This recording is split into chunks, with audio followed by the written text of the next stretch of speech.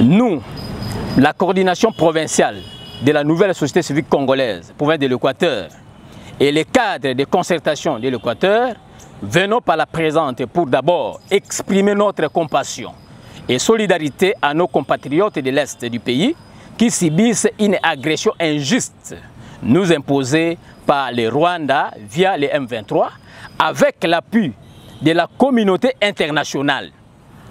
Ensuite, alertons l'opinion tant nationale que provinciale sur une crise en gestation peaufinée par certains membres du gouvernement de la RDC ressortissant du Grec-Équateur au sujet des dossiers des députés provinciaux invalidés. Après analyse de la situation, les forces vives de l'Équateur dénoncent avec la dernière énergie les démarches occultes de certains ministres du gouvernement central tendant à renouer le couteau sur la plaie concernant le dossier des députés provinciaux invalidés par le cours et tribunaux.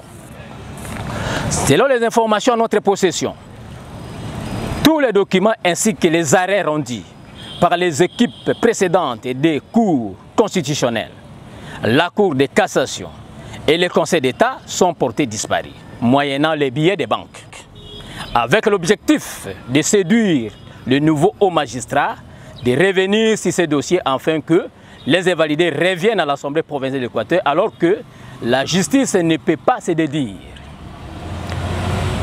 Interpellons la conscience de la population de l'Équateur d'être vigilante et dénonce toutes les manœuvres dilatoires et des mouvements suspects tendant à revivre les événements de triste mémoire orchestrés par l'ancien bureau de l'Assemblée provinciale de l'Équateur qui avait paralysé ainsi le fonctionnement régulier des institutions provinciales.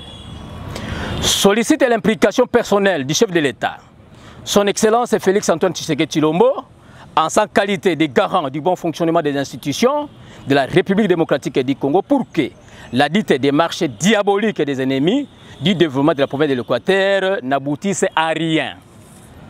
Salue les différentes réalisations du président de la République exécutées par le gouverneur Bobo Lumbu, entre autres la réhabilitation des infrastructures routières, installation des lampadaires, pour ne citer que celle-là. Plus jamais le retour des députés invalidés. Et salue la franche collaboration qui existe entre les deux institutions provinciales. Et nous nous réservons le droit de citer nommément au moment opportun ces démons. Que vive la RDC, que vive la province de l'Équateur, que Dieu soutienne la RDC et son président. Merci. Merci beaucoup.